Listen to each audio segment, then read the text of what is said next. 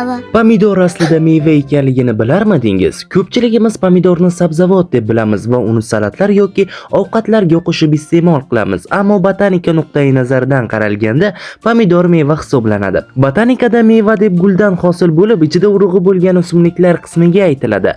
Pomidor aynan shu talablarga javob beradi. U guldan rivojlanadi va ichida urug'lari bor. Shu sababli olimlar uni mevalar qatoriga kiritishadi. Qizig'i shundaki, kundalik hayotda va oshxonada pomidor sabzavot sifatida ishlatiladi.